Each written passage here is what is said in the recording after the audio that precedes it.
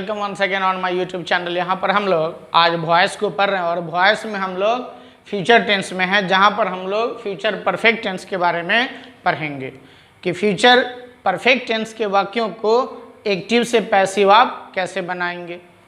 आइए तो पहले क्या करना है, इसका पहले हम लोग डिफिनेशन को ले लेते हैं कि जब एक्टिव वॉइस का वाक्य यदि फ्यूचर परफेक्ट टेंस में हो तो पैसिव वॉइस बनाते समय हम लोग निम्न परिवर्तन करते हैं। एक नंबर में एक्टिव वॉइस जो रहेगा उसके ऑब्जेक्ट को हम लोग क्या करेंगे, सब्जेक्ट बनाएंगे तथा प्रत्येक सब्जेक्ट के अनुसार शैल हैव बीन या फिर विल हैव बीन का प्रयोग आप करेंगे। अब ये दोनों शैल और विल का प्रयोग मैं कई बार कहते आ रहा हूं कि बहुत इंपॉर्टेंट है इसका प्रयोग करना। यदि इसमें आप गड़बड़ हो गए तो फिर गड़बड़ हो जाएगी। आइए तो अब हम लोग दूसरा में वर्ब का तीसरा रूप रखेंगे और बाकी परिवर्तन पूर्वतः जैसे पहले करते आ रहे हैं बिल्कुल उसी प्रकार है। तो अब हम लोग रूल में हैं। रूल हमारा कह रहा है new subject shall have been will have been plus V3 plus by plus new object. करना कुछ नहीं, सिर्फ वाक्य में बीन जोड़ दीजिए and that's it. Because verb का तीसरा रूप ऑलरेडी परफेक्ट टेंस में लगा रहता है, तीनों में, चाहे प्रेजेंट परफेक्ट में रहिए, पास्ट परफेक्ट में रहिए या फिर फ्यूचर परफेक्ट में रहिए। तो आइए अब हम लोग एक उदाहरण को देखते हैं। He will have taught us. Us मेरा सब्जेक्ट हो गया, विल हैव टॉट वर्ब है और ही मेरा सब्जेक्ट है। क्लियर।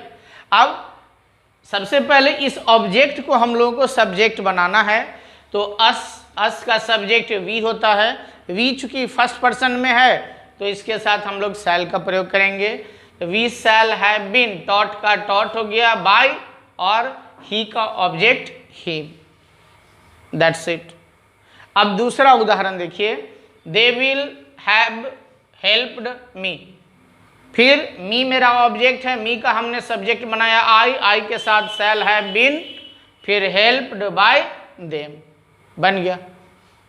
अब हम लोग इसका निगेटिव और इंट्रोगेटिव का रूल देखते हैं। एक एक उदाहरण वहाँ पे समझ लेंगे जो आगे आपको इन फ्यूचर। तो हम लोग निगेटिव में हैं, फ्यूचर परफेक्ट टेंस के निगेटिव। यदि एक्टिव वॉइस का वाक्य नकारात्मक हो तो पैसिव वॉइस बनाते समय हम लोग निम्न परिवर्तन करते हैं। परिवर्तन क्या करना है आपको, सबसे पहले एक्टिव वॉइस के वाक्यों के ऑब्जेक्ट को पहचानना है और उस ऑब्जेक्ट को पहले सब्जेक्ट बनाइए। सब्जेक्ट के अनुसार आपको विल और शैल का प्रयोग करने हैं, उसके साथ हैव लगाने हैं, फिर नॉट का प्रयोग करने हैं और फिर बीन लगाने हैं। फिर वर्ब का तीसरा रूप रखना है, फिर बाय का प्रयोग करना है और फिर जो सब्जेक्ट है उसका ऑब्जेक्ट बना के जोड़ देना है। बस रूल में आइए। New subject plus shall have not been oblique will have not been plus V3 plus by plus new object. ये मेरा इसका रूल हो गया निगेटिव का। अब इसके साथ हम लोग पहला एग्जाम्पल में है। He will have not played ludo.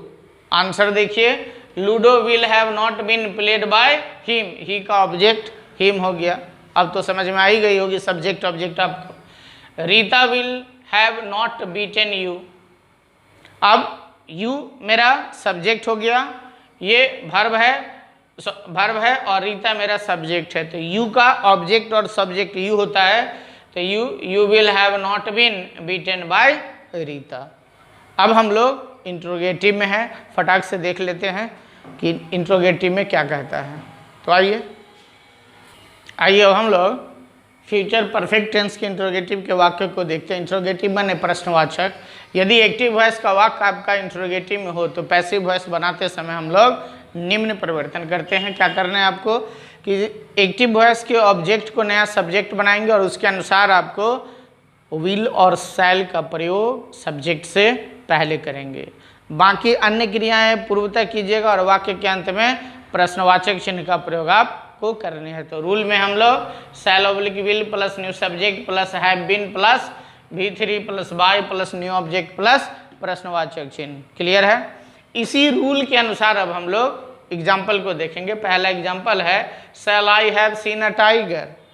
प्रश्नवाचक चिन्ह है, टाइगर मेरा ऑब्जेक्ट है, इसका सब्जेक्ट भी टाइगर ही होगा और टाइगर के अनुसार विल और शैल में विल लगेगा, तो विल को हम लोगों ने पहले लगाया, have been seen by me. दूसरा, will you have helped them, फिर से आइए, ऑब्जेक्ट देम है, सब्जेक्ट दे होगा, दे के साथ विल लगा, तो will they have been helped by you. इस प्रकार टेंस पर जो मेरा वॉइस था, जो 8, वो 8 का 8 आज ख़त्म हो रहा है। अब हम लोग इम्पेरेटिव सेंटेंस में आगे बढ़ेंगे।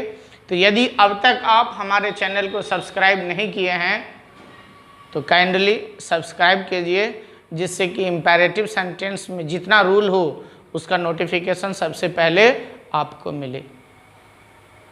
Thank you for watching, see you again soon.